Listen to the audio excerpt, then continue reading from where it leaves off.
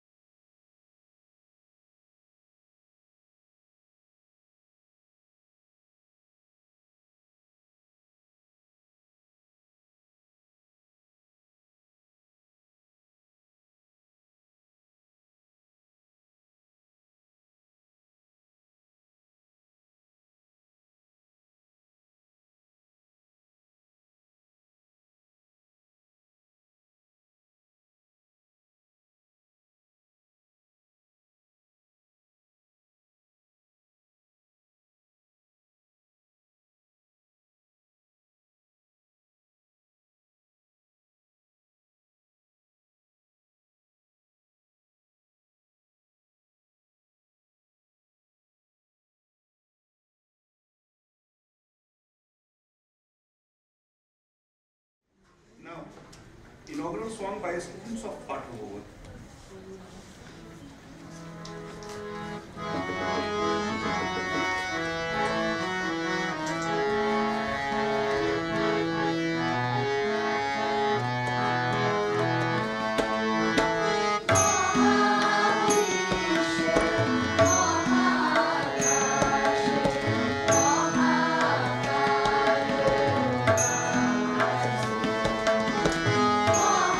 Mahavishya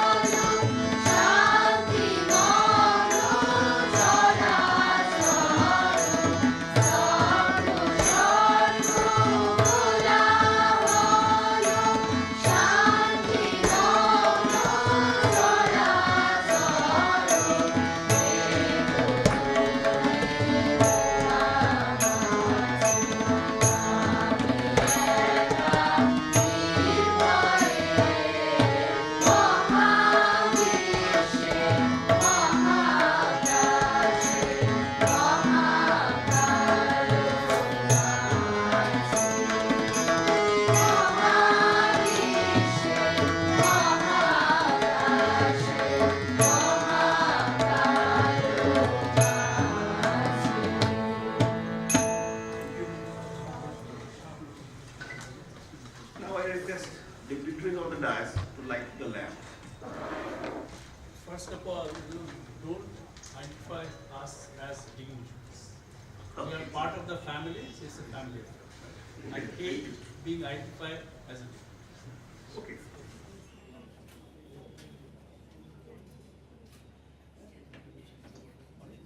Yes, sir.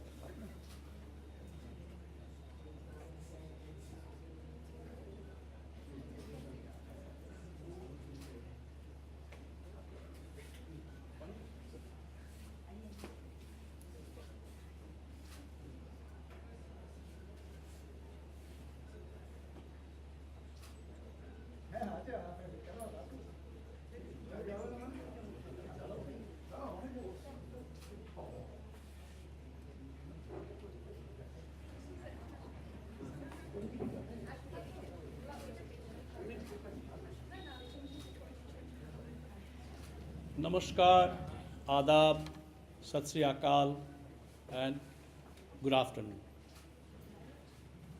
Today is a red letter day in my life for two reasons.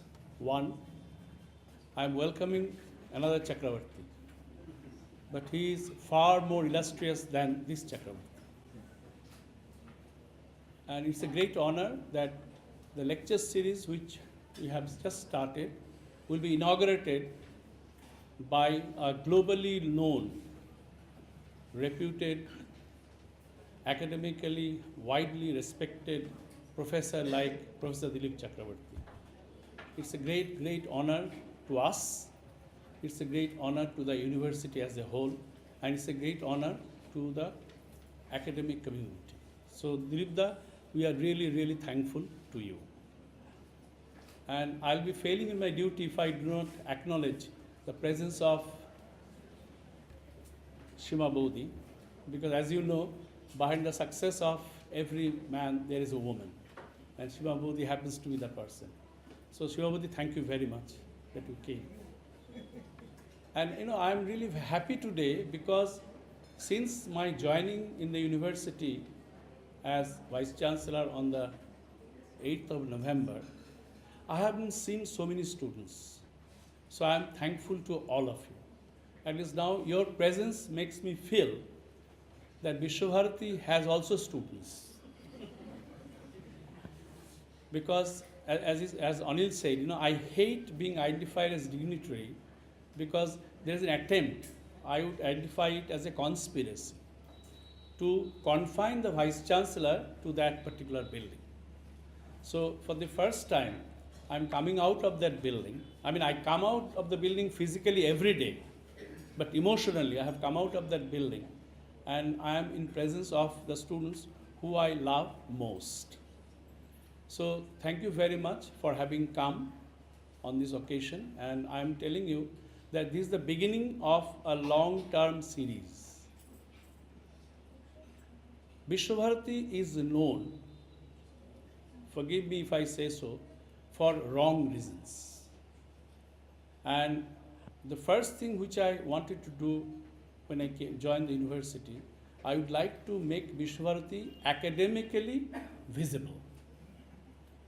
And probably the best thing happens to be to get a renowned professor so that we are floating academically. And the best person happens to be Professor Dillip Chakrabarti. This is my kind of very formal kind of introduction to you, because I have given this responsibility to another illustrious colleague of mine, Professor Asha Mukherjee, and she is kind enough to take up the responsibility, because I know that Madam is a hard task master. So I think I am very relieved that given Madam's intervention, things would move on quite smoothly. So I think I can thank myself on your behalf, having done this kind of thing. Right? So with these preliminary remarks, because I am looking forward to listening to Dillip Das lecture, with these preliminary remarks, I would like to hand over the mic to Professor Asha Mukherjee to talk about the series and what we have in mind. And thank you very much, and please be present, because I don't see many of my colleagues here. That's very unfortunate part. Visva Bharati is also known by his academic staff, but unfortunately I don't see many of them. But your presence, my young friend's presence, made my effort memorable. And thank you very much for that. Bye. Thank you very much, Professor Vidut Chakrabarti, the Vice Chancellor, respected Vice Chancellor. And I do not really know whether I should take this as a commendation or some kind of, sort of, I don't know, how to take it, the hard taskmaster. But yes, I gladly accept it, because I do accept that, within an institution we have to follow the rules, and there are some rules of the game which we must follow. And without that, we cannot work in any institution. So thank you so much. Well, I'm also glad to sort of extend a very hearty welcome to the inaugural lecture of the Visva Bharati lecture series on the politics of Aryan hypothesis in India, to be delivered by Professor Dillip Kumar Chakrabarti, Professor Emeritus, South Asian Archaeology, Cambridge University, UK, a very distinguished archaeologist of the country and internationally recognized for his contributions.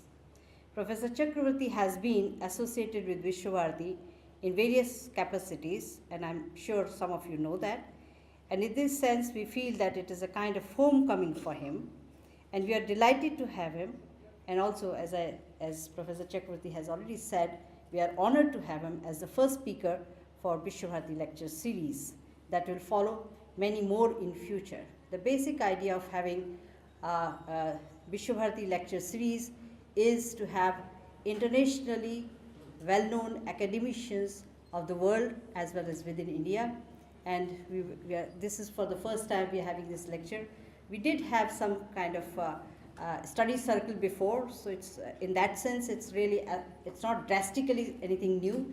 But yes, with this the intention of having more and more academic activities on the campus, I think that's the basic, and also having international exchange, national and international exchange of the excellent and very well-known scholars of the world. That's the basic idea. And right now we are having this first lecture. We are also having, we will be having on the 3rd of February by Lord Professor Bhiku Parikh, who has confirmed the date. We are yet to get the confirmation of the title. So the second would be that, and we have many more to come. We're just waiting for some of the confirmations, and we will have more and more depending on we get the confirmation from the people. So with this little bit. Oh, right, that's all, yeah. Yeah, Professor Prof. Bardhan is also speaking on 13th January. He's from University of California. He's coming, and he's very well known, as most of us know. He will be delivering the lecture. I think it's in the... Sen also will be there. Right. Professor Amartya Sen would also be present at that time. I think he's chairing or presiding or something. Yeah, right. So economics department is... Right, it will be held in Bangladesh Bhavan, and the Department of Economics and Politics is organizing these lectures. So we have many more to come, and let us sort of join hands to bring back the academics of this university. The university has been known for a few years for some different kind of reasons, but let us bring back the academic environment of this university and make it as vibrant as possible. So that's the basic attempt. Now, with these few words of introduction of this lecture series, we will have many more in the future, as I have said. We also are grateful to Professor Vidut Chakrabarti, our dear Vice Chancellor, who initiated this series immediately after joining and agreed to preside over the lecture today. Exploring and understanding the past has been an interesting engagement for human beings throughout the world, and for Tagore it was more so, as he wanted to not only understand and interpret but also construct the future of India on the basis of the past history, culture, language, philosophy, religion and tradition, as these are interconnected and need to be seen in continuity. Tradition, philosophy, religion, language, culture and history have a very special place in Tagore's education program for understanding oneself and the other. Who are we? Where do we come from? Who is the other? Where does he or she come from? Do we have a shared past, culture, history, and the language are all extremely important questions and often very complicated, leading to serious debates, wars, clashes, as well as harmony and humanity. Therefore, right from the beginning at Visva Bharati, we have a special place for such research and explorations under Vidya Bhavan, Bhasha Bhavan. Now we have this division, Vidya Bhavan and Bhasha Bhavan, earlier it was just Vidya Bhavan, and specifically under Department of Ancient Indian History, Archaeology and Culture. Today's talk, The Politics of Aryan Hypothesis in India, would surely throw light on some of these questions and also the different layers of complexities and its relevance with the contemporary Indian debates. With these few words, I once again extend a very hearty welcome to Professor Dillip Chakrabarti and all of you to the lecture. Thank you. Dear colleagues and beloved students, I think Professor Chakrabarti, Dillip Chakrabarti, does not needs any formal introduction for his scholarship. As respected Vice Chancellor has said, that he is globally acknowledged as an academician of repute. As you can see, he is Professor Emeritus, South Asian Archaeology, Cambridge University. Before this Professor Emeritus, he was professor there. His academic career, he started with Calcutta University. He became lecturer in 1965 there. Before becoming lecturer, he was junior research fellow and senior research fellow in Calcutta University and Department of Archaeology. From 1965 to 1977, he served in Calcutta University. After that, he went to Delhi University as a reader. There from 1977 up to 90, he remained.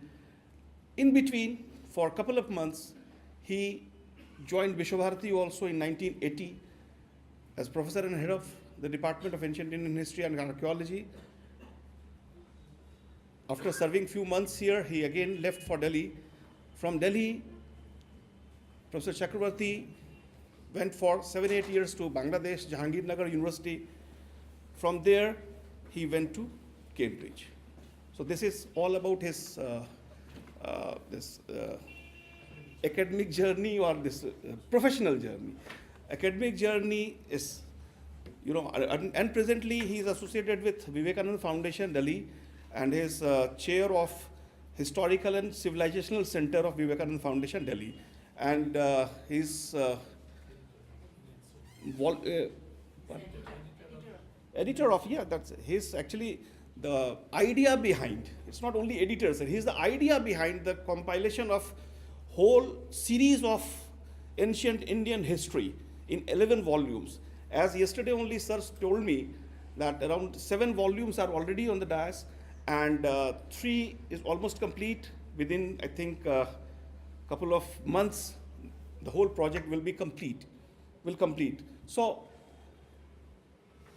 at the age of 78 also, he is engaged with 11 volumes of ancient Indian history. We, as the students of ancient Indian history and archaeology, we know him for his rigorous field works. A glimpse of which I can give you, his journey as an explorer starts with Kangra Valley up to South India, in between Deccan and the whole Gangetic plain. And I say, all of you, my students, you ask any street to Professor Dillip Chakrabarti of any place in India, he will tell you where that is situated or what is the direction of that site. Today also, I had experience with my students in Maheshdal. He started suggesting my students go and see that one, that side, now it's encroached, etc., etc. Even our people were telling, our driver and others, they were confused about some sites. But Dillip Das just informed him, that Mahesh is here, Hattigara is there. So he actually remembers each and every archaeological site of this country. And this is not due to his, archival works, or even in his study rooms. He has not studied these things. Of course, he has studied a lot, but he himself has traveled to those places. So from Kangra Valley to the whole Deccan Plateau, Indus sites, Gangetic plain from Upper Ganga Valley up to Lower Ganga Valley. He has produced around 28 books, as you are aware of that, most of you know. Recently, Nation First is a book which is really adding another feather in his cap. Besides that, his works on Indus Valley civilization, the trade routes, the trade connections with Western Asian countries, etc., he has done with primary sources and on the basis of his explorations. Besides these, he was engaged with several exploration and excavation projects, which was internationally done. Around 7 seasons, he was actively engaged in excavation works, 30 years of field experience, which was not confined to India, Iran, and other European countries also. He was engaged in these kind of works. So I think this is a brief note, and I don't want to stand between you and Professor Chakrabarti. If I start telling everything about Dillip Chakrabarti, it's impossible to summarize it in a couple of hours or something like that. So now I request Professor Chakrabarti to come and enlighten us. Professor Chakrabarti, the Vice Chancellor, Professor Asha Mukherjee, Principal Visva Bharati,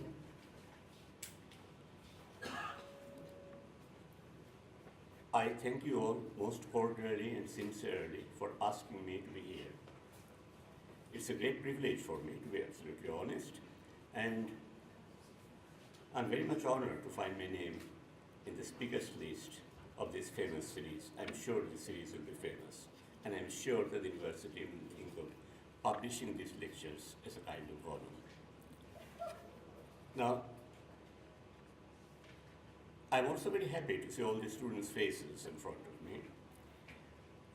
I've been a university teacher like most of you all my life, and I've got this thing about young undergraduate students.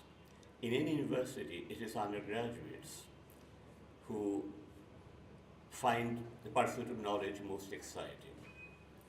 By the time they become PhD students in any place in the world, they develop vested interest in life. Now, I've got this weakness that I never like people with vested interests in life. So I used to tell this openly to my PhD students here and there. And so I'm very happy to see all these very young faces in front of me. Now, the topic of my specialization is ancient India and archaeology, and its archaeology. And I've been doing this all my life. Now, this study began in the middle of the 18th century. It has been a continuous study since then. There are quite a few departments in this country and elsewhere which specialize in these things. Now, in the humanities, if a subject has been going on for a long time, that also develops a variety of vested interests. The interests which are not strictly academic, although its publications take on the garb of being academic. There are all sorts of hypotheses which are completely unverifiable, but over time, many of these hypotheses have become part of the mainstream knowledge. Exactly, this is what I object to. I'm very unhappy with a lot of theories of my subject, including archaeology and ancient Indian history. And I've selected one of these topics, the politics of the Aryan hypothesis in India. I also don't believe that the pursuit of knowledge has been essentially a pure activity No, it has never been a pure activity. It has always been part of the socio-politics of the time. Most of the assumptions we make are based on the contemporary power structure. If you write a paper, you see, whatever may be its quality, other people will decide if this is to be cited or not. Other people will decide if the author of this particular paper deserves a job and so on. The power structure is very neatly defined. Now, in my special subject, archaeology, people have become very conscious of it. And they've been publishing a lot on this topic. There's a special topic called Sociopolitics of the Past, which is a full 100-mark paper in Cambridge MPhil course in archaeology, where young people discuss all people's writings with impunity. If some of us deserve to be called fools, they tell us openly to our face.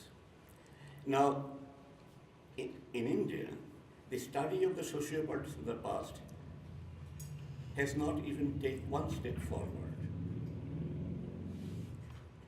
Our young people, somehow or other, lack the excitement or the challenge to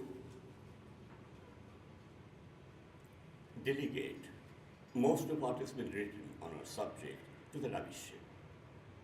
We are very devout, worshipful to our seniors and the past researchers.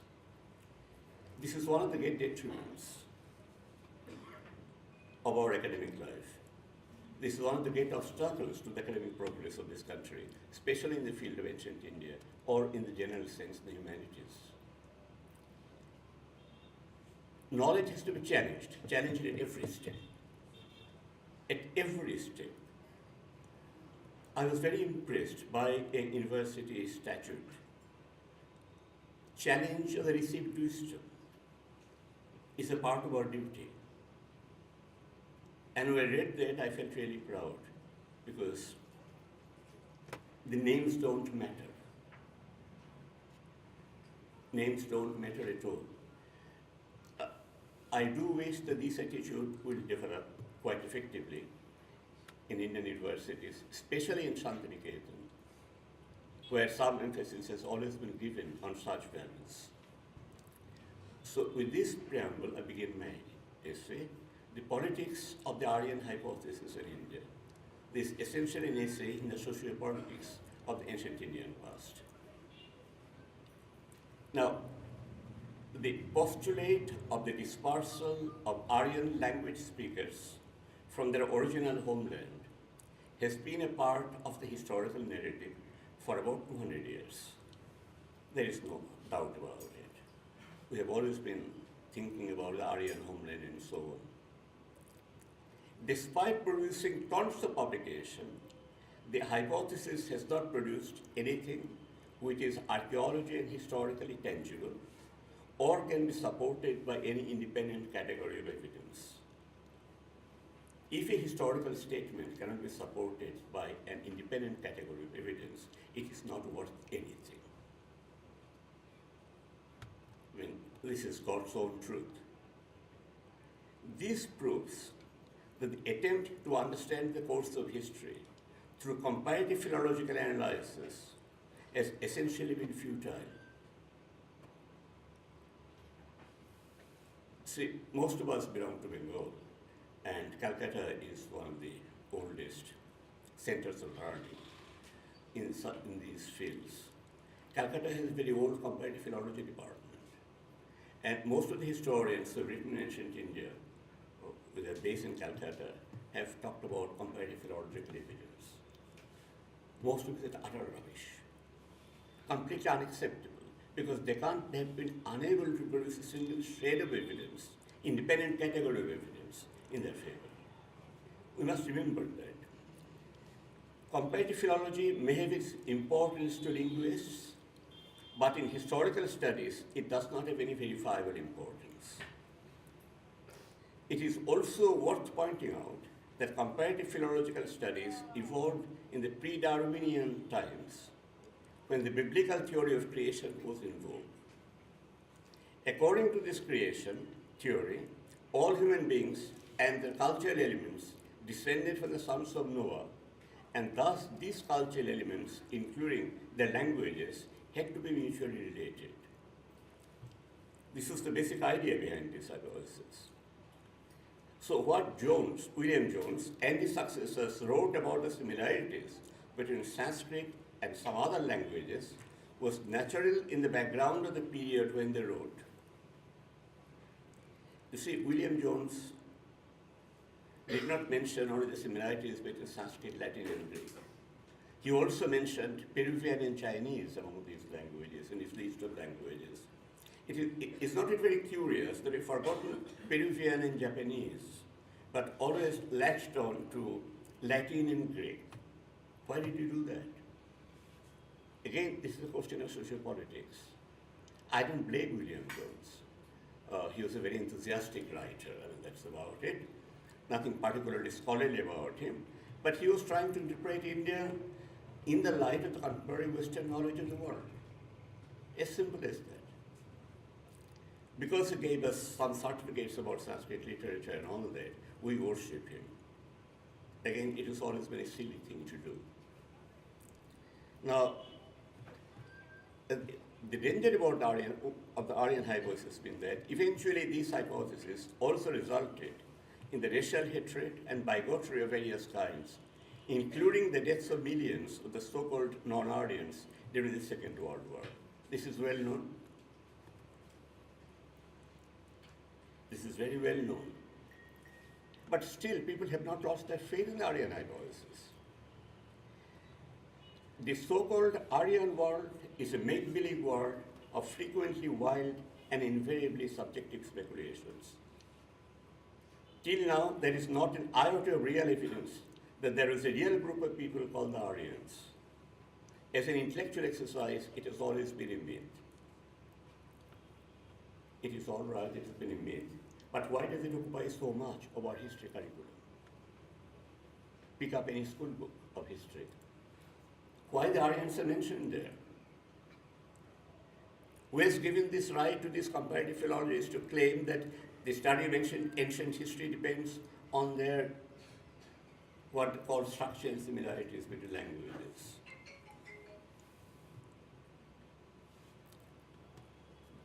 All this is well known to people who look for solid, independently verifiable data to write on history. However, what lends a set dimension to the theme is the still pervading, morbid interest in the Aryan concept. Open the pages of history books from the school level onward and you realize this yourself. If I may say so, there is a strong and powerful body of scholarship which has coined two new terms to denote the past language situation. Archaeolinguistics, now in use among some modern archaeologists, means basically the same thing as the earlier term comparative philology. What is perhaps more dangerous is the attempt to relate the results of DNA studies to various premises of comparative philology. These premises came in vogue in the 19th century. The fact that the results of such sophisticated biological studies as DNA analysis are openly harnessed to test the accuracy of 19th century linguistic premises may seem unwarranted and pathetic to some. However, the new term is archaeogenetics for this kind of approach to the human past. You see, these are new terms, but basically they're trying to hide the old, unpleasant truth of comparative philology.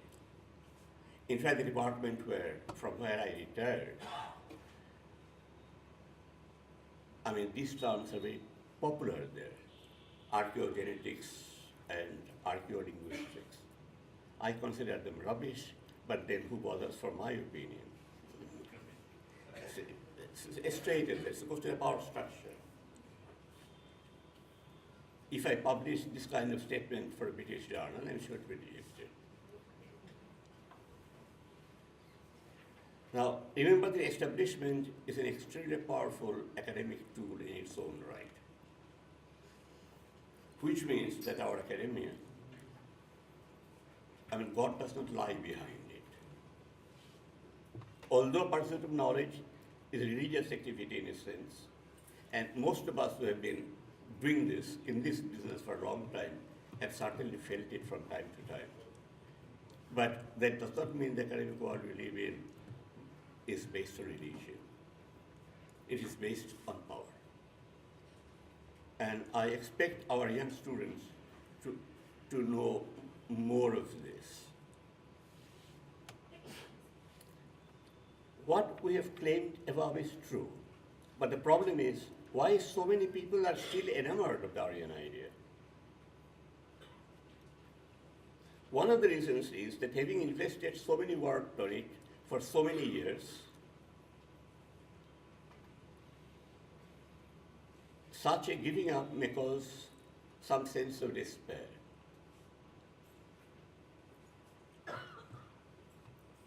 Three or 4 years back, the Comptroller and Auditor General of India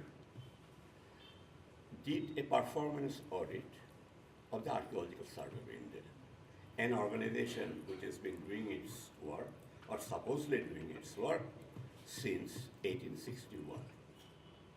If this report is in the public domain, no problem with finding it out. I shall certainly suggest this report to my colleagues in ancient Indian history and archaeology. Now, at the end of it, you would ask yourself this question: what these guys have been doing for so many years? Because the CAG drives home the simple point that they've not done any work at all. So I expect our young students to have this critical attitude to things. Don't take anything for granted, at least not in your line of study. Yes, we know that lots of people, millions of people have died in the name of the Aryan hypothesis.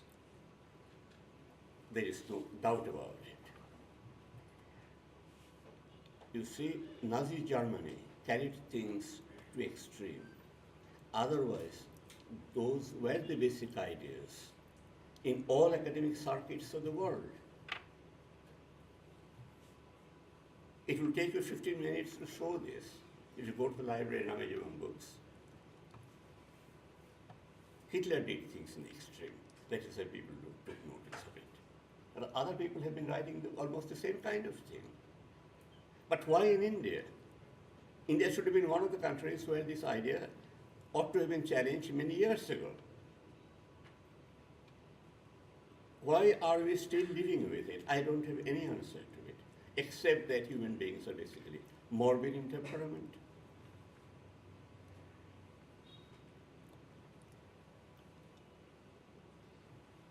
Secondly, another question. People are unduly obsessed with origins within inverted commas.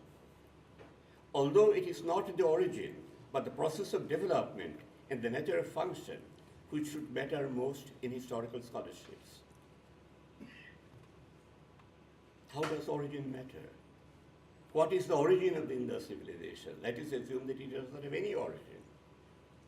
It grew from the soil in various ways. So let's find out how it developed. It is a question of, it is a development issue which is most important, not the issue of origin. A friend of mine used to argue that the origin of Durga Puja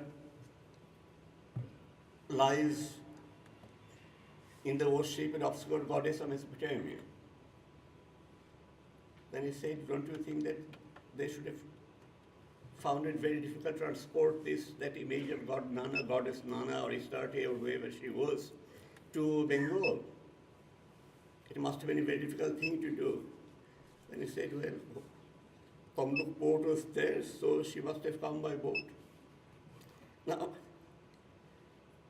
this is rubbish in theory. That's a different thing. But this is a part of Bengali scholarship. How do you deny this? You see the point.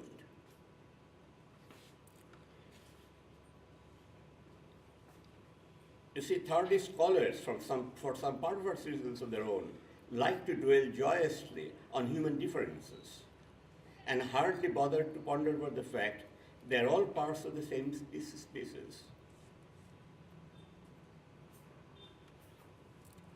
Finally, have Indians considered the simple fact of the diversity of our language groups and the chaos and bitterness it will cause if we endow all these language groups with their own trajectories of culture and other related growths? Archaeolinguistics and archaeogenetics are dangerous things to play with in modern India. We should give such illogical and unfounded ideas a very wide berth. My main argument is that perversity should be kept out of historical investigations in every way possible.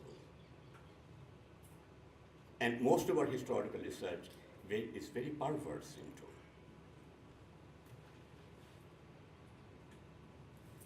For apparently unidentifiable reasons, the Aryan hypothesis still plays the role of something like creation myth, something which can never be proven, but will still continue to haunt and color our perceptions of ourselves.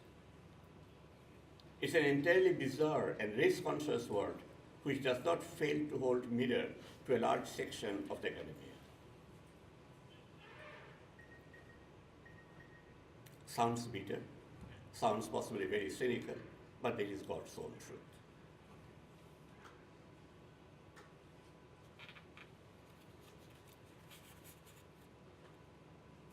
There is a Bengali saying which says that only that person is a Pandit who has said everything about him Pandu.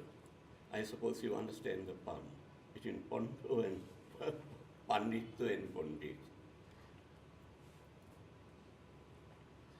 With these words of caution, we now turn to the Aryan situation in India, especially in the study of Indian history. In India, the lure of Aryan hypothesis has cut across a wide spectrum of political beliefs. By the second half of the 19th century, when the idea had got consolidated, Indian authors were happy to note that both the Indians and the British rulers had come from the same stock. This is true. People took an enormous delight in this fact that our rulers and ourselves, they were cousins. Distantly related, but cousins nonetheless. Actually, there is historical documents. It's great fun.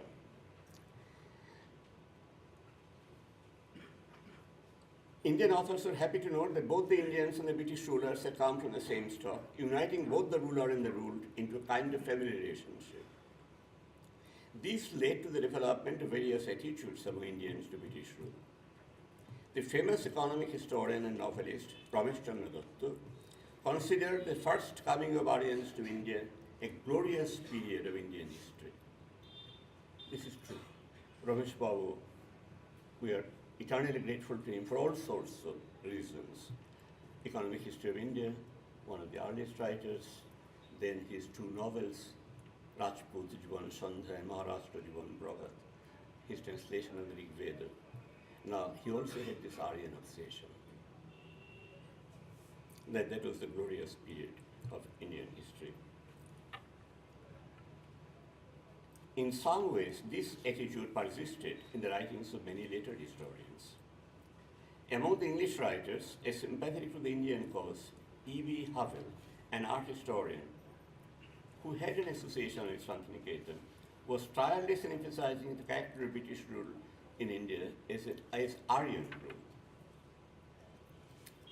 The historians of the period, which included R.C. Majumdar and others, who never tired of highlighting the positive achievement of ancient India, accepted the Aryan premise without question. Although they emphasized that Indian culture had developed out of syncretism between its many ethno-linguistic components like the Aryans, Dravidians, etc.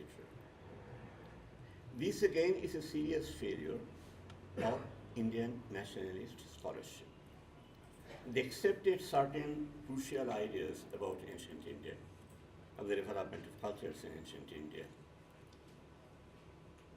I mean, whatever they heard from the ruling people of the day, they disputed some of these ideas only in fragments, but they never tried to question the basic structure. This is very unfortunate, very, very unfortunate.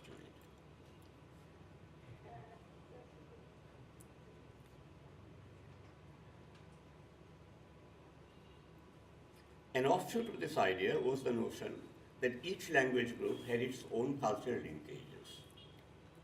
For instance, Bengal, being outside the proper Aryan pale, was supposed to have been peopled largely with Austrics, who in their turn contributed many features to Bengali culture. A teacher of mine and a former teacher of Visva Bharati wrote his PhD thesis on the Alpanas of Bengal, and according to him, the art of drawing Alpanas was an Austric contribution to the Bengali culture. Do such assertions or conclusions mean anything substantive? No, they don't. He was not alone in drawing such inferences.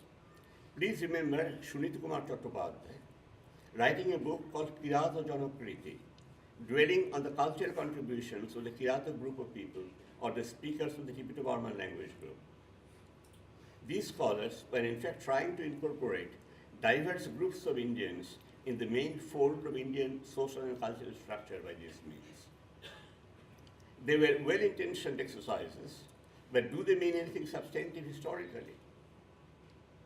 How does it matter if the trait of drawing alpanas came from a particular language group? How do you prove this?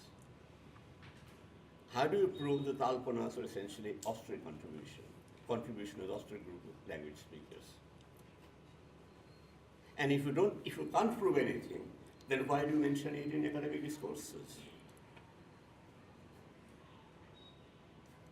Now, these basic questions have to be asked. Otherwise, the scheme we are left with, the historical scheme I mentioned in other places, is, shall I say, it is pure rubbish.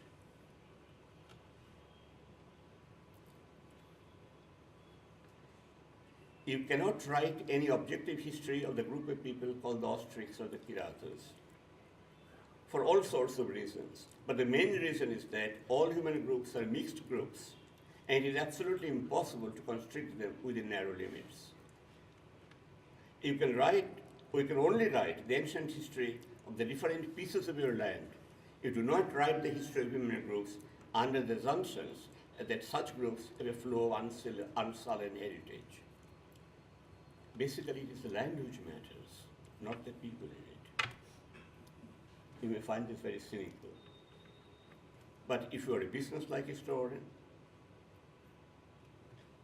then that should be the line you must take.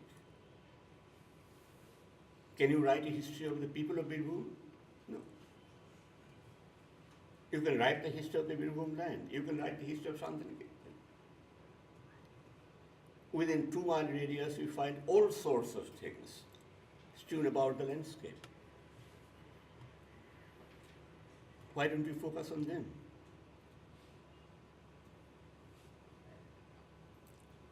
Now, Nihar Ranjan Roy's Bengali Itihas, despite the title, tries to be the many-sided history of the land included in the province of Bengal of his time.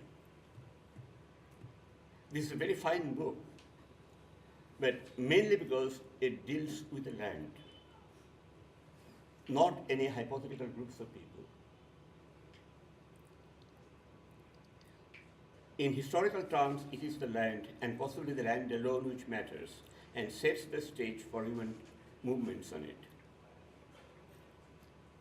The issue of syncretism also had come to assume different forms, some of them plainly political. Shuniti Babu's formulation that the people of the Indus civilization were Dravidian-speaking caught on like wildfire in Dravidian-speaking South, where the language of the Indus civilization was Dravidian, is accepted like an axiom. This is not true. There is no way you can prove this. But in Tamil Nadu, if I say in a public gathering that this idea is plainly idiotic, I shall very much doubt if I shall be allowed to come out of the conference or the meeting alive. This has gone too far, and this is just one of the ways in which I can point out the dangers of these assumptions, these unverified historical assumptions, which most of us take for granted. Do you know that our South Indian colleagues don't accept this idea of Aryans. Are you aware of this? A famous political leader of South India, Tamil Nadu, wrote a book called Aryavanai, The Aryan Illusion. That's a very powerful book. And that lies at the foundation of the DMK movement. Another character, Swami Dayananda, who established this Arya Samaji. He was a great advocate of Aryanism. All these were great people in their own ways. Swami Dayananda was not an insignificant figure of our national movement, but at the same time, look at his historical assumptions. A time has come when we have to live without these assumptions. That is all I'm trying to make out. The Aryan hypothesis was severely contested in the South and called Aryan illusion, forming the intellectual foundation of the political Dravidian movement. Aryanism itself had found a greatly heightened expression in the writings of Swami Dayananda Saraswati.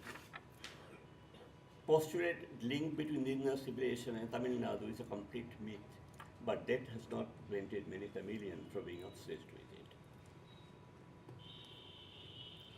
Scholarship can also take funny turns. I should give you an example. What is the oldest evidence of writing in India, except the Indus specimens, which you have not been able to read yet? Ashokan inscriptions, 3rd century BC. Fair enough. Now, here begins the fun. Several years ago, in an excavation at the site of Anuradhapura in Sri Lanka, they found a few potsherds inscribed with Brahmi script. Right?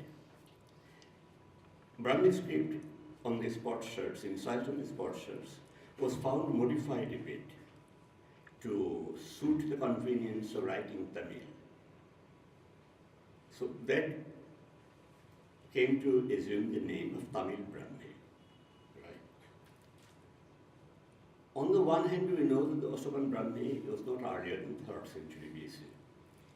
On the other hand, after Anuradhapura excavations, we know that these should go back at least to the middle of the 1st millennium BC, around 500 BC, radiocarbon dated and all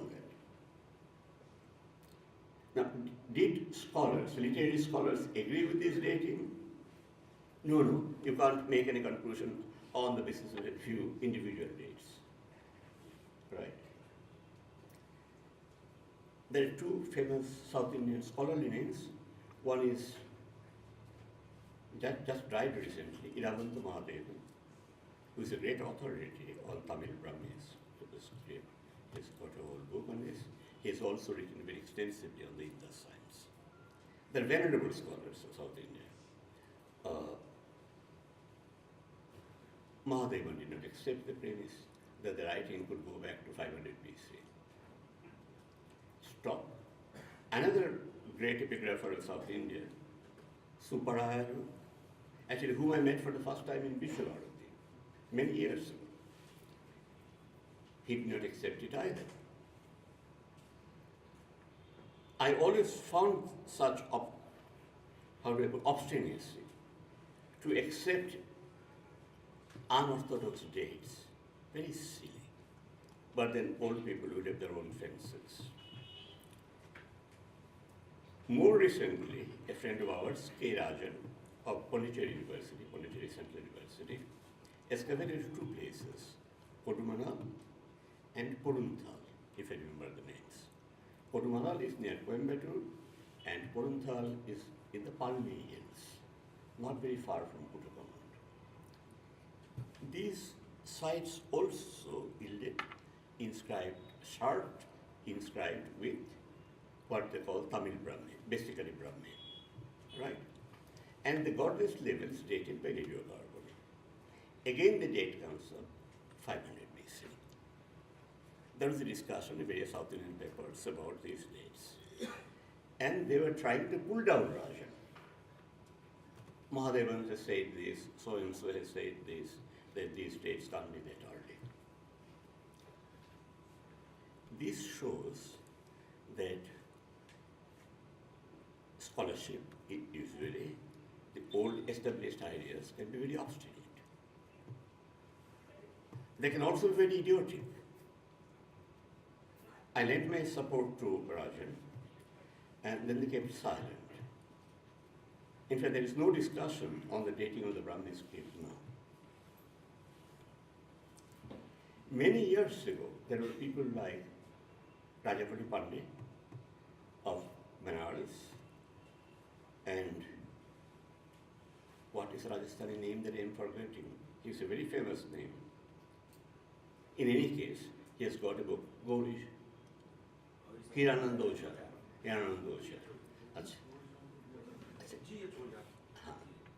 So, these people used to argue on the basis of purely literary evidence that the Brahmi script possibly goes back to about 700 BC. There is some other indirect evidence, but that is neither here nor there. Now,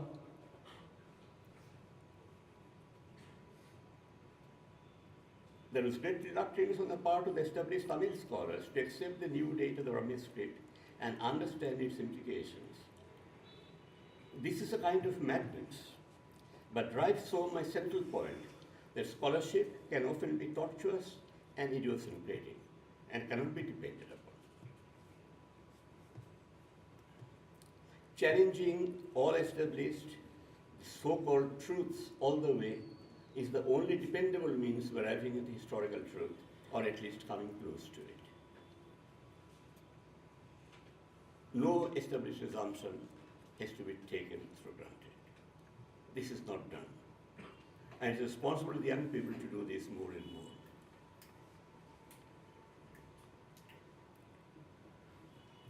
In the contemporary context, the ardent champions of Aryan hypothesis in India are Western Indologists who are basically all Sanskritists. They don't have any idea of history.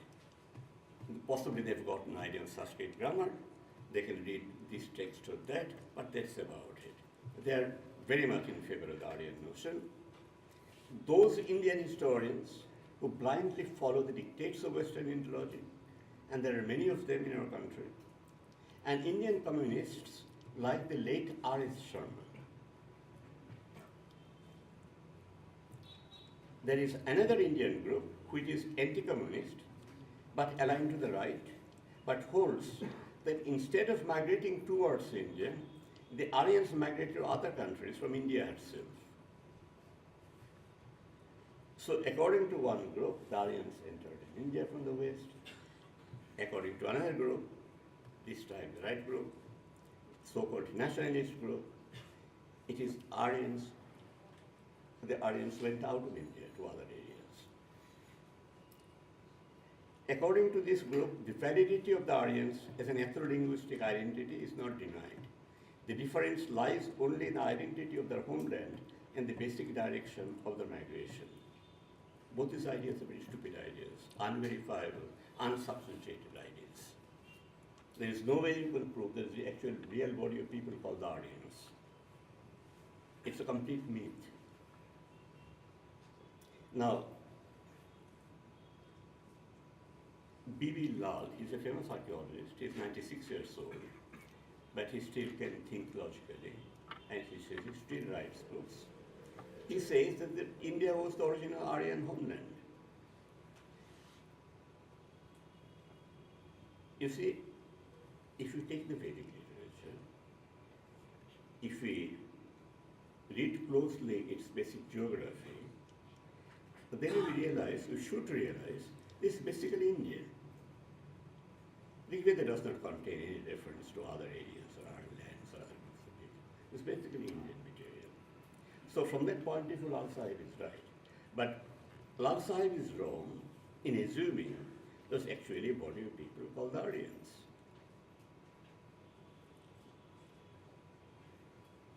To those like the present speaker, to whom the very idea of the Aryans being an ethno-linguistic group is a racist perversion, in whatever form and shape it may emerge, the idea should not cut any ice in ancient Indian historical studies. To argue that the Vedas form a category of distinctly Indian texts is one thing, but to argue that these are Aryan texts and had their Aryan character derived from the Indian soil is quite another.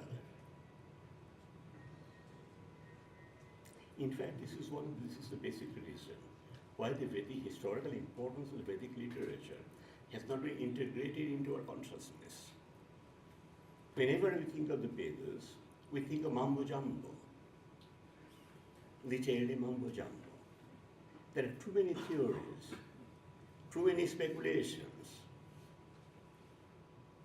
Itihasir aloke boidik dev devi.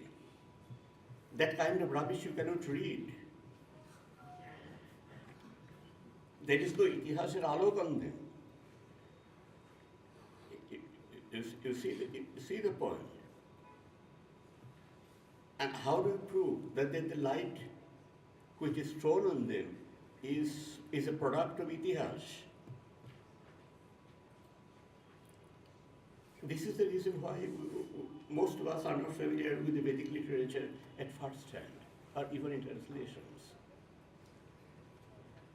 Immediately the names of all sorts of scholars, so this particular god, it has been described as Jan Ganda, as this and that. Go to the library, pick up any book. You realize the truth of this. The approach which leads to the field, which leads the Vedic field of Vedic interpretation to in the European comparative philology, books like Itihasir Aloke and so on are products of comparative philology, has created an academic quagmire which does not have any historical element in it, and it is rather difficult to come out of. Books like Itihasir Aloke Vedic Sahitya do not really possess even a scrap of verifiable Itihasir Aloke. Sanskritists are certainly welcome to play their own games, as long as they do not claim that the drawing up of Itihasir Aloke. Now, this is a very serious thing to say. The importance of Sanskrit literature in the study of ancient India is simply this, that it helps us to read our inscriptions and maybe interpret in a vague way some of our texts. That's about it.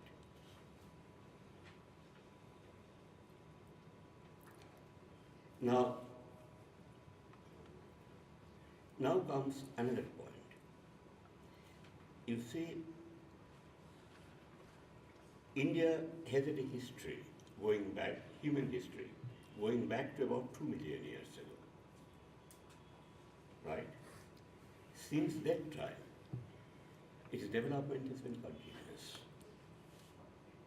There's a clear geographical evidence of this continuity and development. There are 2 books of mine which deal specifically with this issue. So somebody does not have to flash the sign that, oh, we are a very civilized nation or very old nation. The answer is yes, we know that. But that is not a historical issue anymore. This issue has been decided in the last 50 years. And most of Indian university departments, Archaeological Survey of India, state departments in their own ways, they've all played a part in this. We don't need any Sanskritist or old language specialist or any student of Indian mythology or this and that to say that our great historical sources lie in that. You see, I suppose you know there is an organization called, what is it?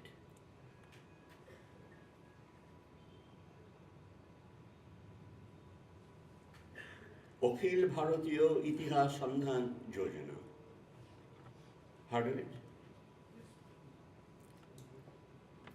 I asked somebody at the senior level of this organization that, what is your Yojana? Yojana means planning.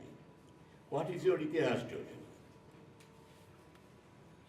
We must study the Puranas. Now,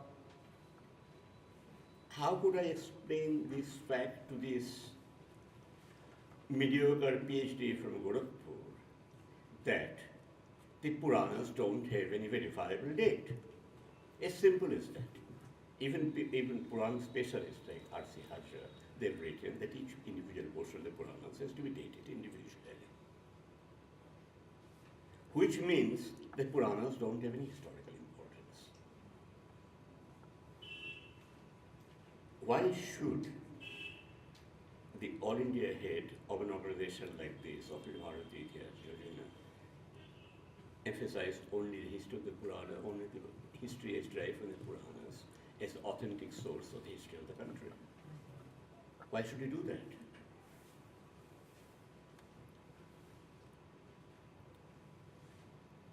Now, I have been attacking people so long, but let me now point out what I believe to be the core element of the Indian civilization, of the ancient Indian civilization. It is the Indus civilization, as straight as that. First of all, look at its geographical area. From the Oxus Valley, where you've got a major Indus site, right? North Afghanistan. How far south does it extend? Daimabad, Godavari Valley, Maharashtra, from where you've got in the script.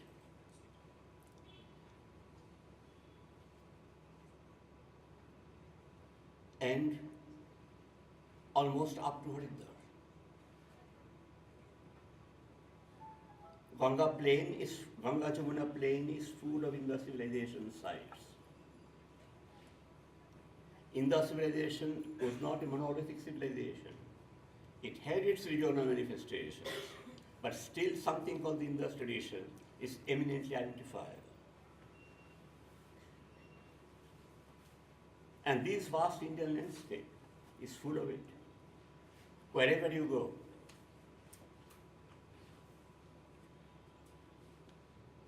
In a rainy day in Noida near Delhi, I picked up classic Indus pottery.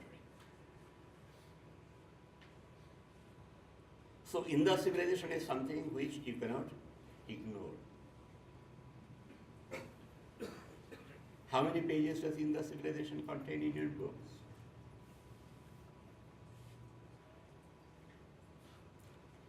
Now, India has had a literary tradition in the form of Indus civilization, which in all its known forms, early, mature, and late, lasted from about 3500 BC to about 1200 or 1300 BC.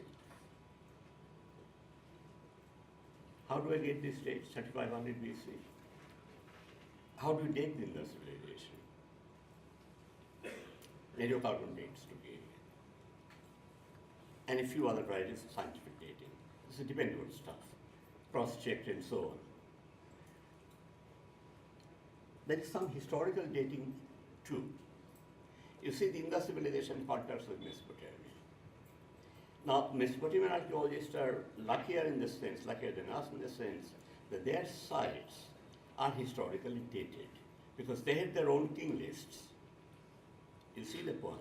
And the textual scholars have studied these king lists and dated them. For example, we know, historically speaking, the date of the king of Sargon, the king Sargon of Akkad. So that kind of thing. Now, Indus civilization material has been found in dated context in several Mesopotamian sites. So, those dates can be transported back to the Indus civilization. I shall give you one specific example in which I played a minor role. All of you possibly have heard Royal Graves of Wood. Right? It's a very famous find. Royal Graves of Wood are dated around 2600 BC. Now, Royal Graves of Wood had luxury products from India. There are two types of beads, or maybe three. long barrel carnelian beads, this big, and etched carnelian beads. Both these types occur in rock grades around 2600 BC. These beads are mature in the civilization products. So, if these mature in the civilization products are found in Mesopotamia around 2600 BC, which date do you ascribe to the beginning of the Indus civilization? You may get it 100 years extra.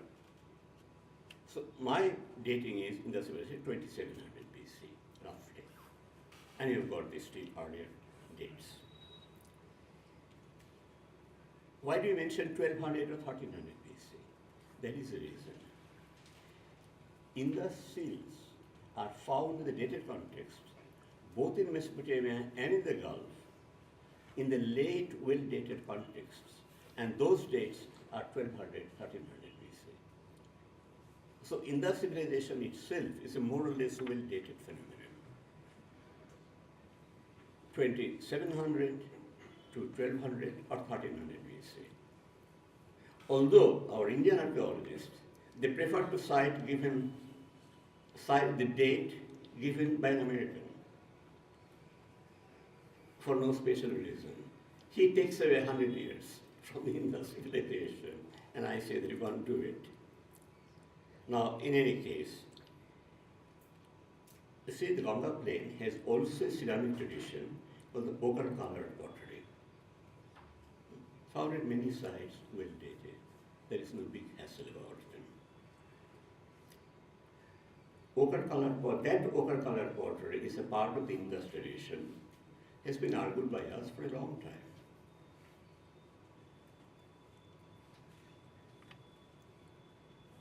Do you know the extent of distribution of this ochre-colored pottery?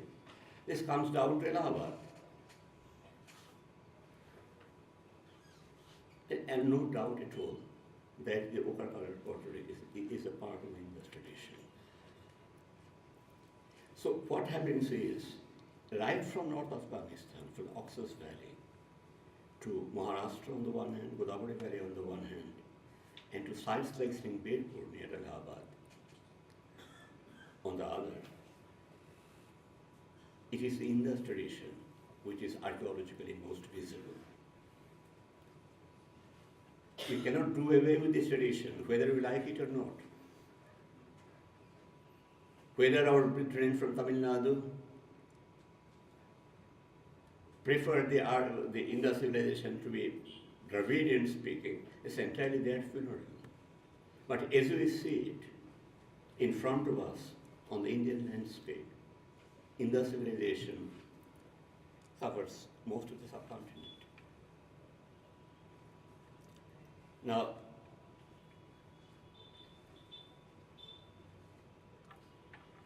so there is this great civilization, evidence of great civilizational continuity of the land. The premise of Aryan invasion, if accepted, breaks the evidence of this cultural continuity and spread over a very large part of northern India, which has been built up on the basis of the growth and spread of the Indus civilization tradition.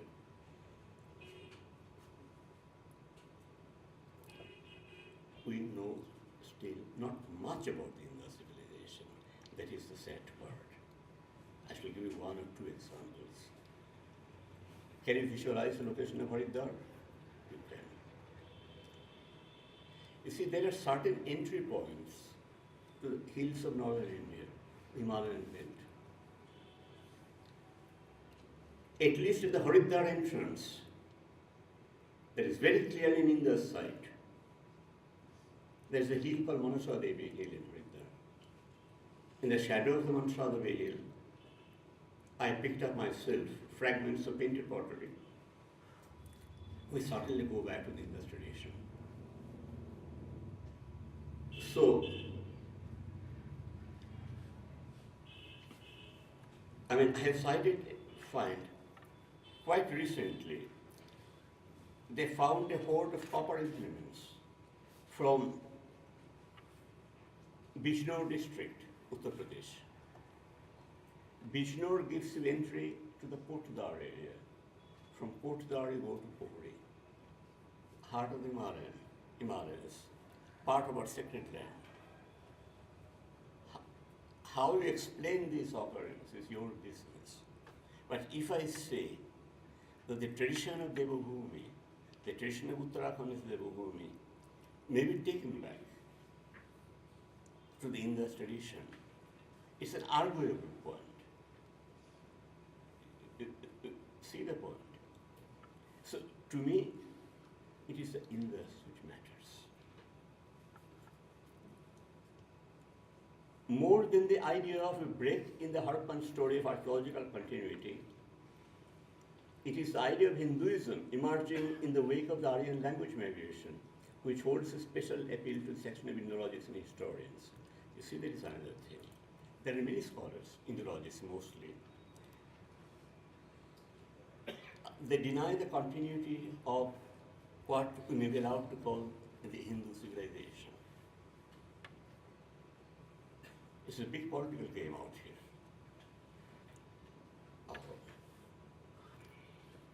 And the idea is very old. First of all, our autochthons, our Adivashis, then all these immigrant groups, Aryans, Dravidians, and so on, and the modern Indian descendants of the mixture of all these things.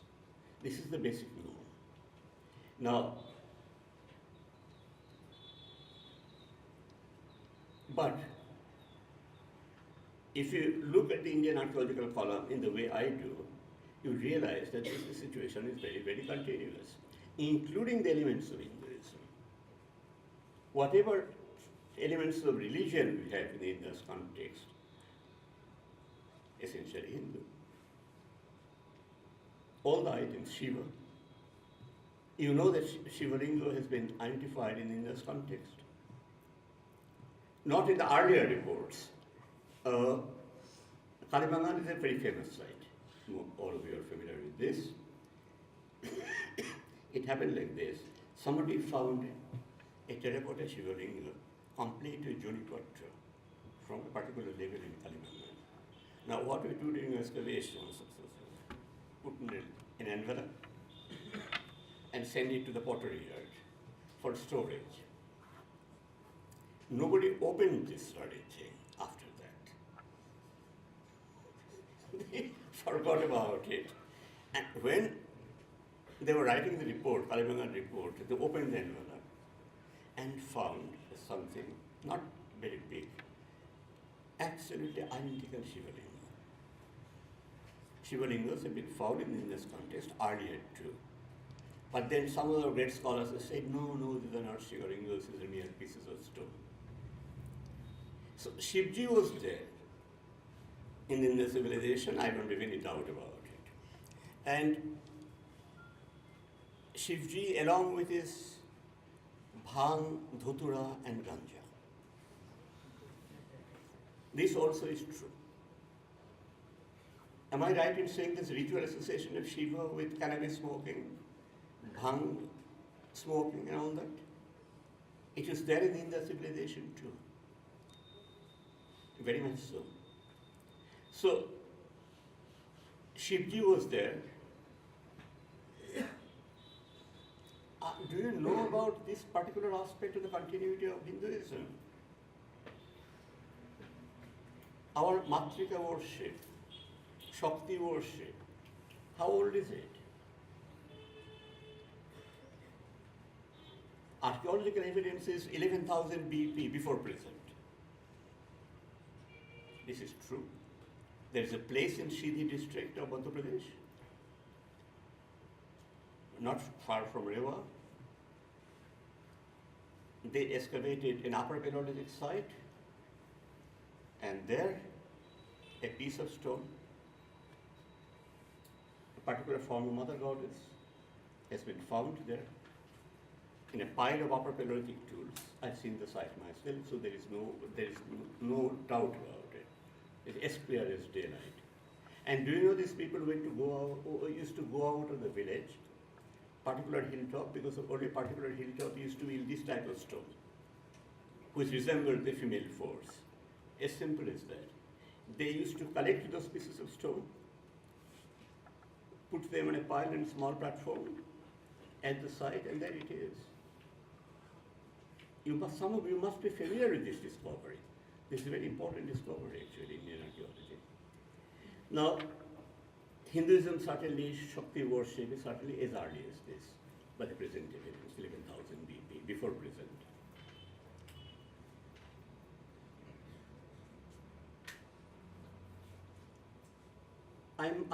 I do hope that Rupinder Singh's book is not studied in Visva Bharati. Can? Huh? No. It's available here. In Central Library, it's Now- available. I have the. No, there's studies. And Yes, now, in our seminar library also it's available. There's studies. There is good. now Upinder was my student, so it is not that. But there is a problem about the book. The problem is that there is a section on Hinduism and Hindu civilization, and she very much criticizes the idea. In one of my reviews, I mentioned that, well, if this is not Hinduism, if the religion is unknown, if you cannot read the script, then we have to interpret it in terms of some other religion, and we do. This is the usual way. Now, if it is not Hinduism, which kind of religion does this learned lady have in mind? You see the point. Now, so the idea that the Aryans came from outside holds a special kind of appeal to a lot of Indologists.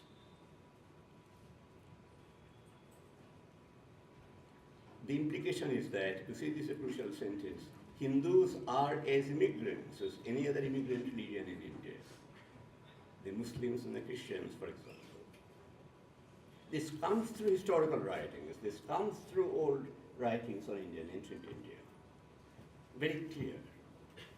How is it that a group of Indian historians are still latching on to it? Why? This is the socio-political question. You see the point? This is a basic question. Why this apparently anti-Indian idea should still be considered seriously by a particular section of our own ancient historians.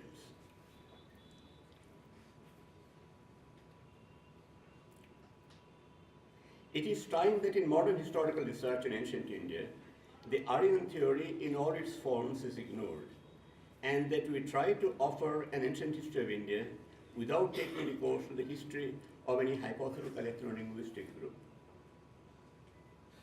In the volumes on the history of ancient India, which have been initiated by the Vivekananda International Foundation under the primary editorship of the present speaker, attempts have been made to work out precisely this. And one hopes that this approach will bring about a new perception of the continuity and diversity of human occupations in the subcontinent. I have also worked out the broad history of the subcontinent's borderlands and boundaries in my The Borderlands and Boundaries of the Indian Subcontinent, Baltistan to the Pathway Range, and Archaeology. If we look at the history of these borderlands, the boundaries are modern political creations of the 19th century, the 20th century, or maybe 21st century, in the future. But the borderlands are the areas which have always witnessed civilizational interactions. From this point of view, if you analyze the history of the borderlands and the Indian boundaries, we realize that India has been the most important civilizational force in a very wide stretch of territory, from Iran to Myanmar. There is no doubt about it. I mean, you can certainly acquire this book in a library and you can go through it and make your own assumptions. I've cited enough data. History is as much a professional discipline as any, And care must be taken to ensure that we do not deviate from the path of logic and are aware of the implications of the hypothesis we offer. Right in the beginning of the discipline, comparative philology entered it and managed to distort our perception of history. The fact that comparative philology cannot date anything independently ensures that it cannot have any place in historical studies, which after all have to be based on sound chronology. Secondly, trying to add flesh and blood of ethnicity to the historical people in terms of what such people could contribute to the historical developments part C is not an edifying exercise in its own right. Historical explanations cannot afford to be dependent on biology or anything which even remotely smells like it. The nationalist cause of Indian history is not served by making Aryan only. Our emphasis should be to understand India without Aryans or ethno-linguistic group of this kind, such as Dravidians, Rostrix, or Tibeto-Burmans, or whatever. Now, there is one more unfortunate development about ancient Indian historical studies these days. You see, there's a group of scholars. They're not historians. They're mostly scientists and Sanskritics and people like that. They are trying to date ancient texts very high on the basis of their interpretations of astronomy. Rig Veda goes back to the 6th millennium BC. For example, what is the date of the Mahabharata war? 1793 BC. That kind of thing. Are these questions relevant? Do we really believe that Mahabharata war took place? Basically, it's a question of religious belief, isn't it? Basically, it's a question of religious belief. The point is, you don't mix your historical investigations with your religious beliefs. Ramchandra lives in your heart, not anywhere else. I have been to all the sites associated with Ramayana and Mahabharata and all that. You will not find Ramchandra walking around anywhere. So basically he lies in our heart. He's our ideal man and so on. He does not have to be a part of our history. We don't have to date him. What is the point in dating Rig Veda in the 6th millennium BC?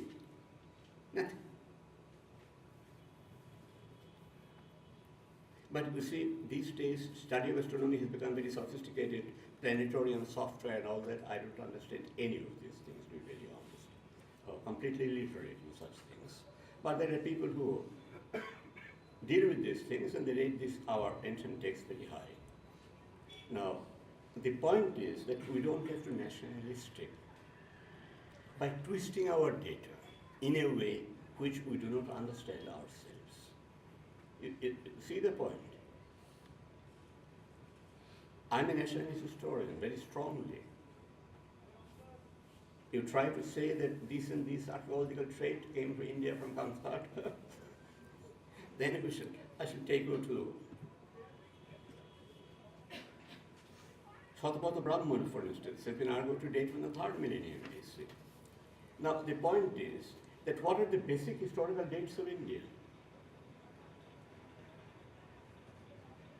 Gautama Buddha, Alexander's invasion, accession of Chandragupta Maurya, all the usual stuff. Then if you date the Rig Veda in the 6th millennium, it is your responsibility to show how these dates fit in with the old scheme of Indian chronology. They don't do that. Human artifacts have been known to occur in the subcontinent for over 2 million years ago.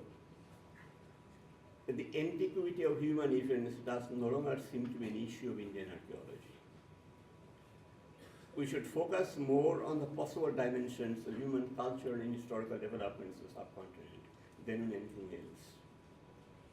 This is the task for professional archaeologists and historians and does not have anything to do with the claims of people without any sense of historical logic. But we have to shed all the unnecessary baggage of misdirected historical learning that you have lived with uncritically for so long. That is what basically I've been trying to say all the time. Well, thank you so much. Thank you so much for giving me a patient hearing. As it is, I've taken too much of your time. Thank you, sir, for your illustrious and thought-provoking speech. Now, sir, if you permit, sir, then we can have some questions from the audience or queries. So now I'll request, please have some. So now I request all of you to have some questions, if you have any.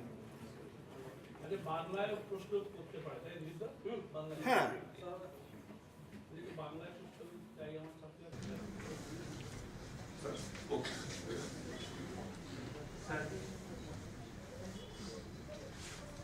The way you presented your thought, I would say, you have compartmentalized the knowledge in languages group, in science group, in historical studies, and so on. Don't you think that a comprehensive knowledge emerges by integrating all the viewpoints? Should I give you an honest answer? Sure, sir.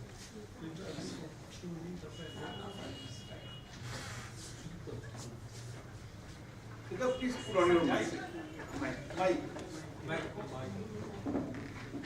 It's just a query that we know that Bhubendranath Dotto, elder brother of Swami Vivekananda, he was Marxist otherwise, but he also tried to make that point that there was an Aryan hypothesis. Aryans were very much there in India. If you say something.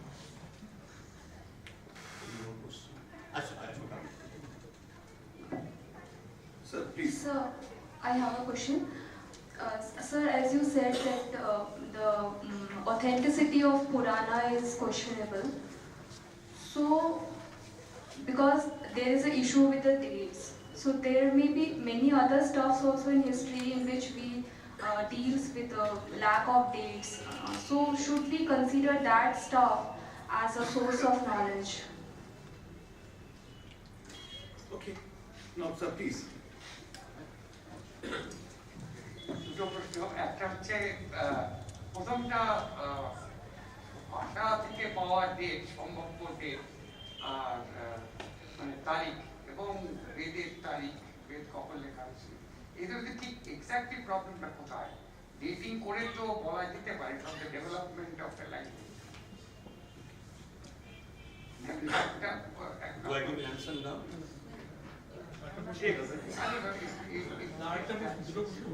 He has two questions. Second question, আপনি জিজ্ঞেস করুন। আর দ্বিতীয়টা হচ্ছে যদি এরকম fifth millennium হয় বেদের সময় তাহলে পরে বুদ্ধকে হয়তো আরো 1000 বছর আগে রাখতে হবে তো এরকম কোনো ডেট করা আদৌ সম্ভব কিনা মানে কোনো মেথড আমাদের আছে কিনা আর কি বা সাংখ্য বৌদ্ধ এই যে এক্সচেঞ্জ এই সমস্ত এক্সচেঞ্জ থেকে কোনো ডেট বেরোতে পারে Sir, I have a question, sir. next up No, I think first let him Let answer. this link to that. So our science tells that Homo sapiens is 100,000 years old. And then first agricultural villages started 8,000 BC. So where does this 6 billion BC came for Vedas? Simple, this is the science. The dating has been done. Now, let me try to answer these questions. First of all, regarding the integration of the different fields of knowledge.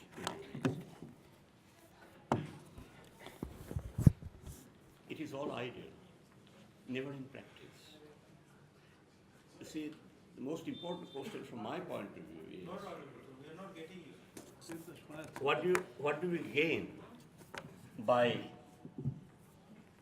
how do we date comparative philology? How do we date old texts? How do we date old languages? There is absolutely no way of dating it independently. If there were independently verifiable methods of dating texts, there would not be any problem. But such dating method does not exist. Why should historians take the responsibility of dating these texts?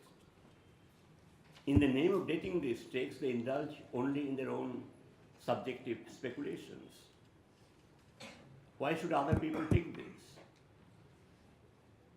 Why should other people carry a fig for the theories of these great Indologists who derive ancient texts in any way as they like? What is the basis? Do they serve any purpose? We historians are in the business, not in the identification of old texts, but in the business of identifying the history of our land, of different pieces of land, different pieces of art here and there. Let's be professional in that. There is no question of any grand scheme. I don't trust grand schemes. We are not interested in the form of knowledge. Let the philosophers decide such issues. You give me a piece of land, maybe the land where I was born, this and that. I shall try to do its history in our own ways. And historians are invariably independent in these endeavors. Why should they care for any comparative philological evidence? Why should they bother for it? When the comparative philologists cannot come up with an evidence of their own. I wonder if you remember one essay in Sharachandra Chattopadhyay's collected works. The similarities between Kandhakatas and Canaanites. Sharad Babu made great fun of this approach. But this is essentially the approach of comparative philology. A colleague of ours in Cambridge Department of Archaeology, which is one of the finest departments of archaeology, archaeolinguistics. The poor man did his graduate studies in molecular biology or something like that. So he thinks that all the things which the great linguists wrote, they're truth. You see the point? So I don't believe in the integration of knowledge. We are historians, we mind our own business and let the future, the other fields scatter. Let them take care of their own. Now, the second question was, I've forgotten the question. Bhupen Datta was a remarkably, I know him. There is a book of mine called The Battle for Ancient India. There is an extensive section on Bhupendranath Datta there. Bhupendranath Datta was a great anthropologist, by the way. He did his PhD, he did his MA from Brown and PhD from Cambridge. He was a very learned man. Calcutta University did not give him any job. So he had to die in very poor circumstances. Actually, this is a fact. You can verify it. Anyway. Bhupen Babu understood basically the significance of the Indus civilization. I don't think he was very enamored of this Aryan phenomenon. Because to his logical mind, in an extremely logical mind, he was, you see, during those days, because of the academic structure, academic power groups involved, people could not afford to be violent, very, very vocal against these things. That also is true. But I'm glad you remember Bhupen Datta in this context. I respect him very highly. Now, what is the third thing? Girl was asking about the dates, Puranas. Puranas date. Already you have answered that.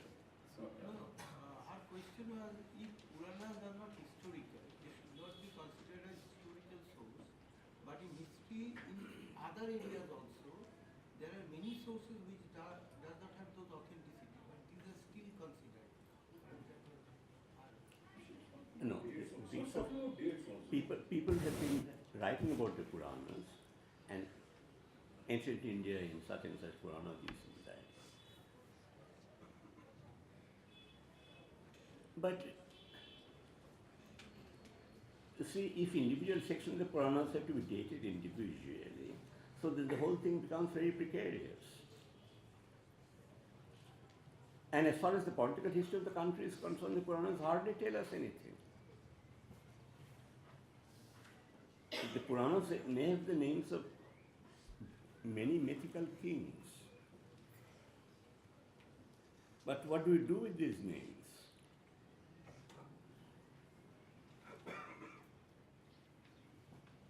You must remember that I am only an archaeologist. Now, I am not a great literary scholar or anything of the kind. I mind my own business. If I find that this approach is wrong, I tell this very point-blank fashion.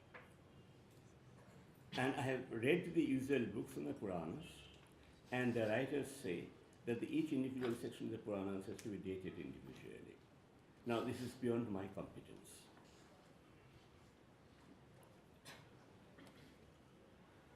Shall we take questions? Now, please have.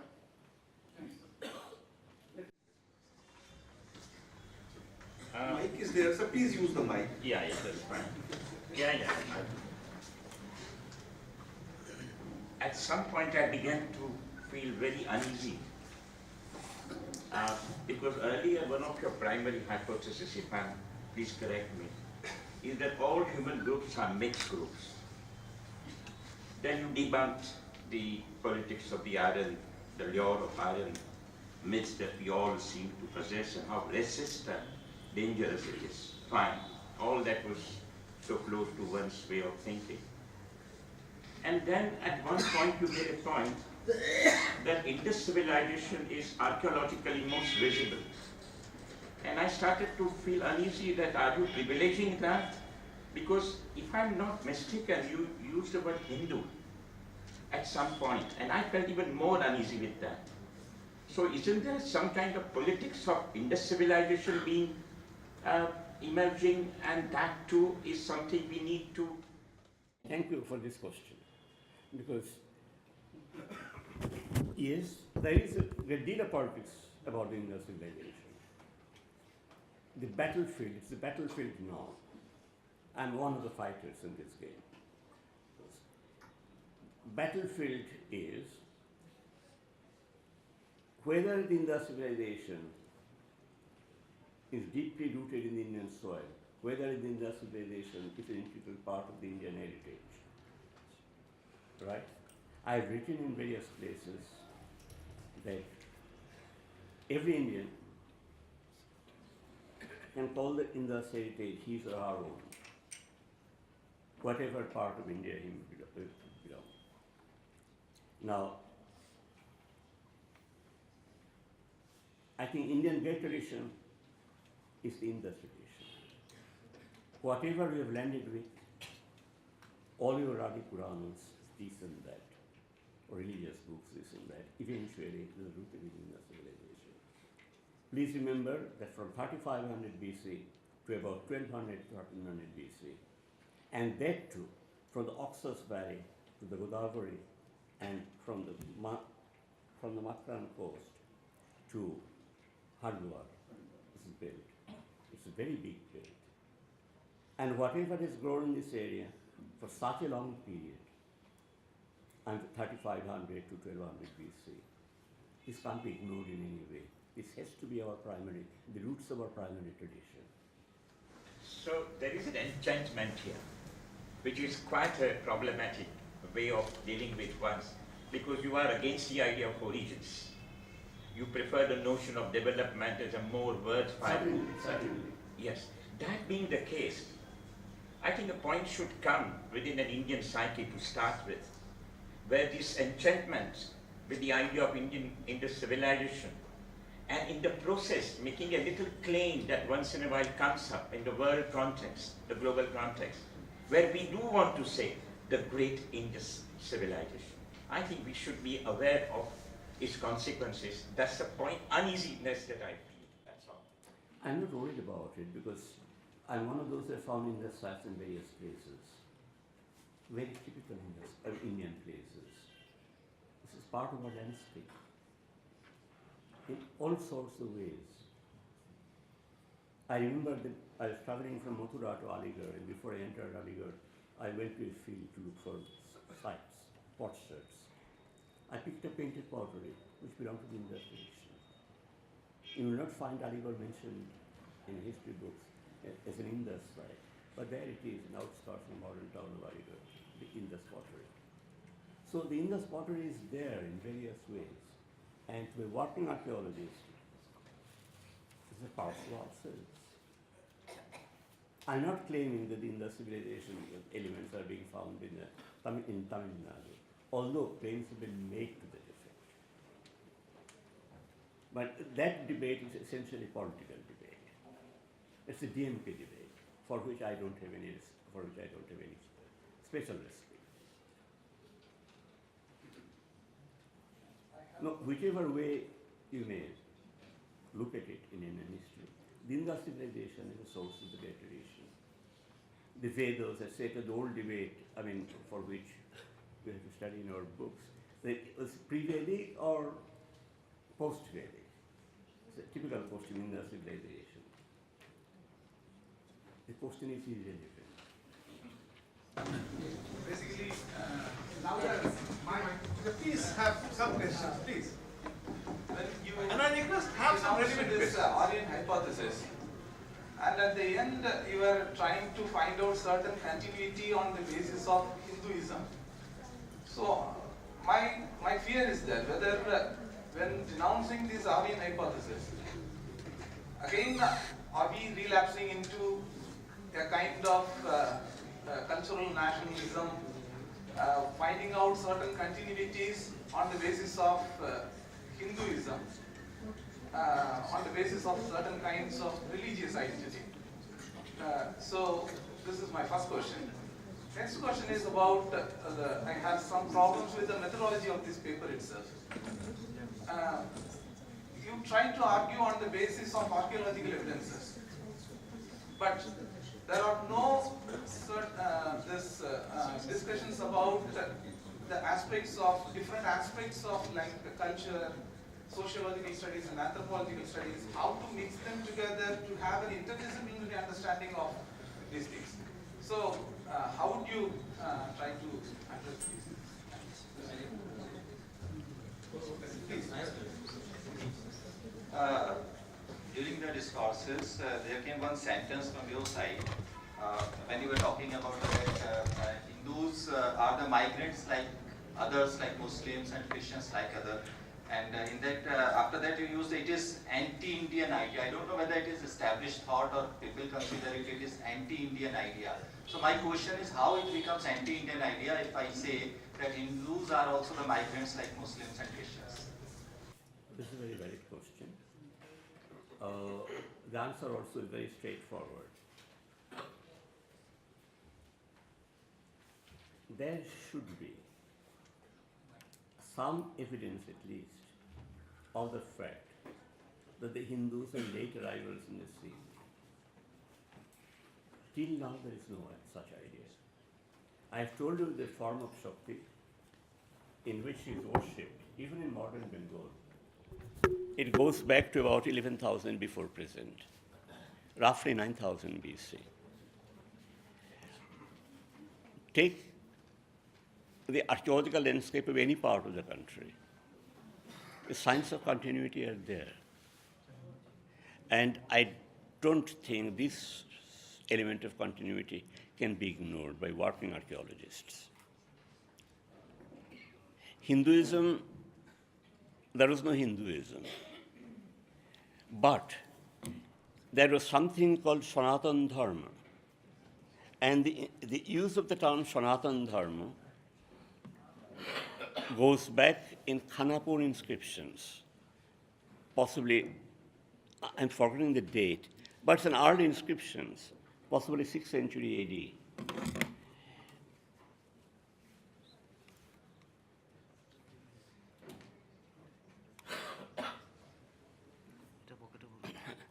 This is the way we have been, Sanatana way of doing things. That is basically Hinduism, modern Hinduism. Certainly religion developed through ages, through amalgamating various cultural elements.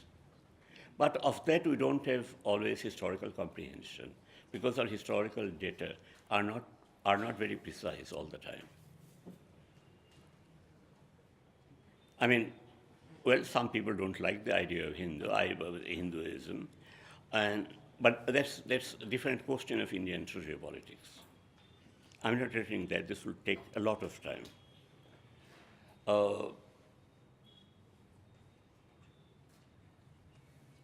But I'm sure that the use of the term Hinduism should not be taken as a kind of crime in historical writings. You are right, lots of people don't like the term Hindu in historical literature. I don't agree with them. I freely use the term. I use the term in Hinduism in the context of the Indus. I find no problem with that. I'm not an ancient historian on the model of Romila Thapar and is that ilk. I'm not. I'm just a working archaeologist of the country, and I mind my own business.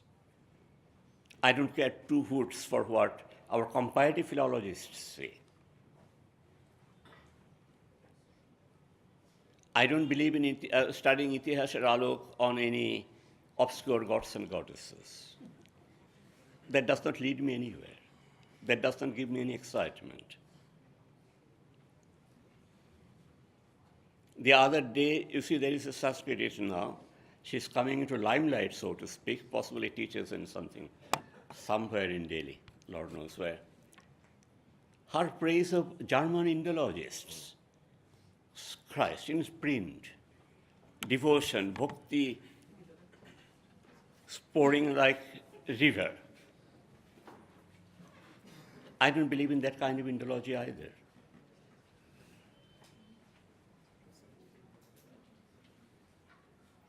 Hinduism is all right with me. I believe in the civilization or practicing a form of Hindu religion. No, that's all right. You see, there are two varieties. So you have got it meant to saying something political.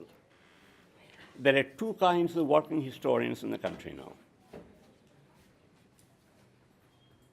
One is the Dehati type. You know what I mean? Seriously believe in Hinduism, seriously believe in gods and goddesses, tries to date the Rama story and all that. They're mostly educated in Hindi, Bengali, local languages, medium schools. There is another group which is increasingly becoming powerful, the so-called elite group. The students who have been to English medium schools and colleges. They're smart, fashionable kids. They know the names of all the sahibs who have written on India. Now, I have no regard for any of these groups. But if you ask me personally, I prefer the first group of boys and girls, not the second type. Because the first group at least knows the land. You see the point. Knowing the land is the first requisite task of a historian. Not the bloody theory which an obscure white man or woman has written. It's completely irrelevant. This is a very serious type of politics which is being played in the field of Indian history at the moment. The demarcation between the Dehatis and the smart elites is very clear. I think most of our teachers here will agree with me. And I have respect only for the Dehatis, who at least will know the land. Request my colleague Dr. Talupsri Pal for this formal or ritual vote of thanks. Ceremony vote of thanks. Thank you. On behalf of Visva Bharati, I extend a very hearty vote of thanks to Professor Dillip Kumar Chakrabarti for coming here today and sharing with us his research, which is based on extensive as well as intensive field work. particularly his observations on the Eurocentric processes of knowledge production, which tacitly influences the socio-political power structure. Influenced by socio-political power structure is really something which we as social scientists must keep in mind when we are sort of interpreting any social theory or looking at any quote-unquote normalized social structures and resources. Thank you very much, sir. I take this opportunity to express our gratitude to Professor Visva Chakrabarti, our respected Vice Chancellor, for being with us here and chairing this lecture. Thank you so much, sir. We have been fortunate enough to be backed by a team of very motivated and dedicated colleagues of this university, and I extend my thanks to each and every one of them for their cooperation in organizing this event. I must mention our deep sense of appreciation for our audience who have actively participated in this lecture. Indeed, it is such active participation that lends the encouragement needed to organize such academic programs and seminars. And finally, but certainly not the least, I thank our students who have worked relentlessly and helped in organizing the lecture. And a big thank you to the students of Patho Bhavan for their lovely inaugural rendition. Thank you. Please join us for a couple